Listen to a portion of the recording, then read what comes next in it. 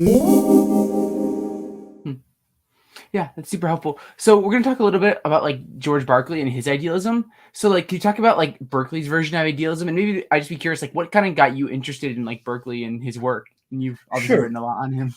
sure. So here's the kind of starting point. You might remember Descartes and the very beginning of Meditations on First Philosophy, which is Mhm. seen as kind of a founding text for modern philosophy.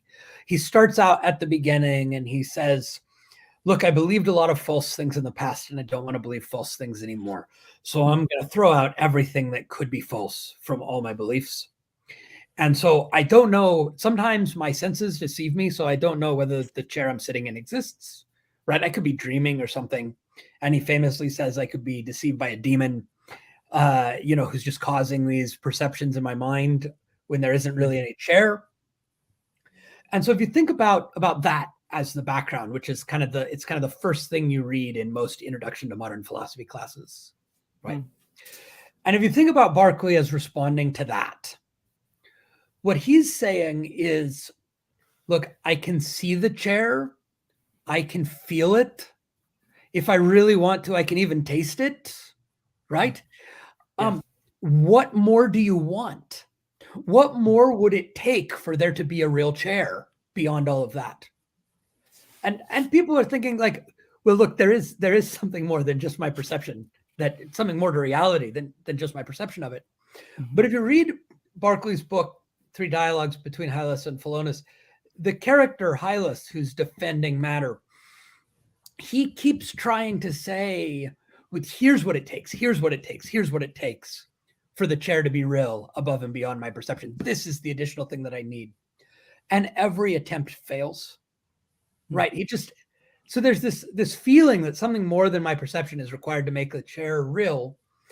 And it just turns out to be really hard to spell out what the more is actually supposed to be.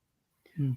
So that's kind of the starting. I got interested in Berkeley my second year of undergraduate studies is when I started working on him. So I kind of really early after that introduction to modern philosophy class, coming across this idea, um, it really that was the thing that got me into it. Mm. That's super interesting. So I'm just thinking about like Berkeley then. So if we're thinking about like the table or the chairs we're talking about, so Berkeley's like talking about these like sensations of like you can feel the chair, you can taste the chair, if you ever desire to taste a chair, things like this. And like that's it. That's what we need to describe the chair. Like we don't need to appeal to like this like mind independent thing. Is that kind of what Berkeley's thinking when with his idealism? Yeah, yeah. So when he wrote the his first book on this topic, The Principles of Human Knowledge, he said, I'm going to argue against the existence of matter, and and he calls his view immaterialism, right? Mhm. The denial of matter. And so he's in Dublin, and he has this friend in London named Percival, who's like going around asking everybody if they read the book over there in London. Mm. And Percival reports back to him, well, there was a few people say they've read it. Some people say you sound like a guy who loves paradoxes and is just kind of messing with us. Mhm. And this other guy, a physician, said, or a clergyman said, you must needs be mad and ought to take remedies. Mm. Um, and he never gets this. People just kind of shrug um, and blow it off, right? And say, well, this is so crazy, we don't have to take it seriously. And so he writes his second book, Three Dialogues Between Hylas and Philonous.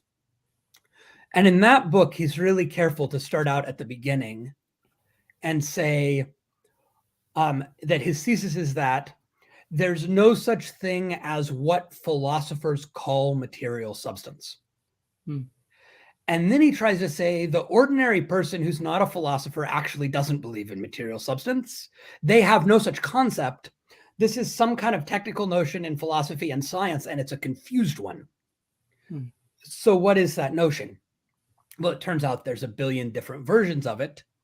But one of the versions he attacks, that would be associated, for instance, with John Locke, is the notion that if we think about the chair, there's the color of the chair and the texture of the chair and the shape of the chair and the taste of the chair and so on. And then, in addition, there's this other thing, the chair itself, that has all of those qualities. Right? And Berkley is saying, no, you take away the color and the shape and the taste and so on, and you take away the chair. Right? If you can't have it without all of those sensory perceptions. Those are what make it. And there's no point in positing this kind of unknowable, mind-independent material substratum that stands behind all of those qualities. That's not doing anything to explain our experience of the world. It's not doing any work in metaphysics, and it's not even coherent. And so he's attacking those kinds of philosophical notions of matter and arguing that kind of the ordinary person, well, it's easy for them to get tricked by Descartes or Locke or whoever if they, a little philosophy is a dangerous thing. But if you get somebody off the street, they're going to say, look, when I can perceive the chair, I believe that it exists. And when I'm like looking around the room, not seeing it, I think there's not a chair there. Right? That's the way this works. And so he's saying, yeah, and that's all there is. That's the whole story, right? Is just our perceptions are the whole story of the reality of the chair.